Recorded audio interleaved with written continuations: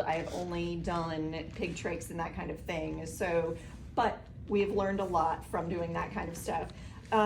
So on these, ours just come, like, they're like the kinds that you can buy for your dogs. They're prepackaged and stuff like that. But anyways, these are very fresh. Very so fresh. The orientation was a little bit hard. Of course, your trachea is always going to be in the front. So you've got your esophagus in the back. One of the techniques that they have taught us is super easy. Have you guys gone over really like trachs and stuff like that? So, like placement and stuff? Not really. Not really. No. So for an emergency cric, the easiest way to remember is the big hump, little hump, cut it in between. Okay. Yeah, so that's like, it's very straightforward. Everybody's got the big hump and then the little hump, and you cut it right in between. A lot of people will talk about using trach spreaders. In an emergency, we don't take the time for trach spreaders. You can use a scalpel and your finger. So the reason that I have found using your finger is good because in trachs you can get a false passage. And so that inside fibrous connective tissue, you can then put your tube in between there, and then you're not ventilating the patient, you're just creating this false passage and then sub-Q air. Yeah. So on this one, just be careful, of course, with your scalpel once you take it off. So here's your big hump, and then your little hump is right here. So you're gonna cut them right in between.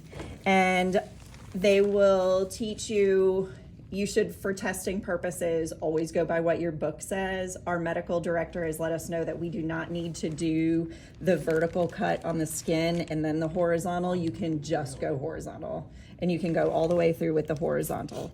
So you're gonna do, here's your big hump, little hump, and cut it in between.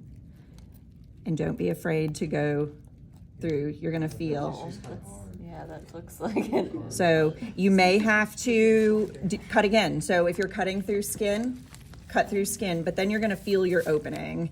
So don't take your finger out. Some people will use the backside of a scalpel. I will cut myself, so I do not use the backside of the scalpel if you need to cut it a little bit more, but make sure that you're feeling in there so that you don't get your false passage. A 6/0 tube is what's recommended, and you can slide it in next to your finger. You can use a bougie if you want. I am not a fan of bougies, and I will tell you why. So then you just put it in just enough to inflate your cuff. It's gonna be gross. Do you care to open it? I got it. It's unclean. It doesn't matter. We're gonna throw those away probably. Oh. Oh. Oh boy. We've got to cut somewhere down here. Oh, it's cut here. So we're not gonna get. Yeah, I don't know if we can seal it. Oh, there you go. There you go. Oh, wow. We can suture it if somebody wants to practice suturing. That's crazy. Okay. So this is good. So you would know then, like if your patient it has an injury way down, then you will know, and you will start to get, this is where sub-Q air is going to come from. If it's a GSW, if it's a bad MVA, any of that kind of stuff. So you will know. If this was exposed, if all of this was exposed, you guys won't be doing this out in the field, but you could put the tube here. You might have to do it in the ER.